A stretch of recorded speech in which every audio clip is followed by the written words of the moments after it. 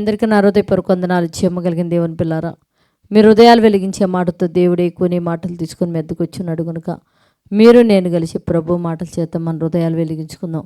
రాత్రికాల నుంచి మిమ్మల్ని, మీ కుటుంబాలని, మమ్మల్ని, భూమి మీద ఉన్న ప్రతి బిడ్డని జ్ఞాపకం చేసుకొని ఊపిరిని జీవాన్నిచ్చిన దేవుడికి మన ప్రభు యేసుక్రీస్తు వారి నామములో శిరస్సు ఉంచి వందనాలు తెలియచేసుకుంటూ, చెమ్మగలిగి దేవుని పిల్లారా, దేవుడు ఒక విలువైన మాటల చేత మన హృదయాలు వెలిగించాలనుకున్న ఒకసారి మనం ధ్యానం చేయగలిగితే దేవుని పిల్లారా, నీకు పుట్టిన పిల్లలని నేను వారిని యెషయా గ్రంథం దేవుని పిల్లారా 44 అధ్యాయం 3వ రాయబడ్డ మనం చూడగలిగితే, నీకు పుట్టిన వారిని నేను ఆశీర్వదించేదను అని రాయబడ్డాడు. అంటే జీవగలిగిన దేవుని వైపు తల్లి తండ్రులు తిరిగి ప్రభువునందు విశ్వాసం కలిగి జీవము కలిగిన దేవుని ఎవరైతే ఎతుకుతారో వారితో దేవుడేం మాట్లాడుతుంటారంటే, నీ గర్భమున పుట్టిన పిల్లలు నేను తప్పకుండా ఆశీర్వదిస్తారు. ఎందుకు?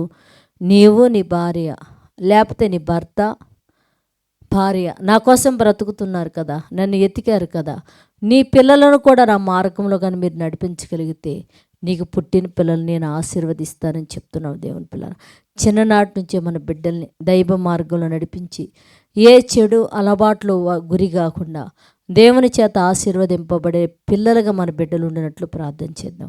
పరిశుద్ధుడా, చెమ్మగలిగిన మా పరలోకపు తండ్రి, మా దేశంలో ఉన్న ప్రతి దంపతులను మీరు ఆశీర్వదించండి, ప్రతి కుటుంబాన్ని మీరు దీవించండి అయ్యా. పుట్టిన పిల్లలను మీరు ఆశీర్వదించమని తండ్రి అడుగుతున్నాయినా.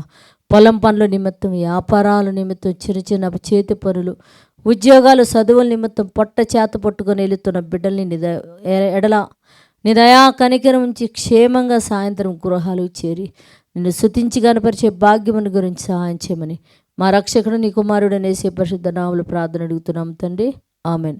మీ అందరికీ నా హృదయపూర్వక వందనములు, ధన్యవాదాలు.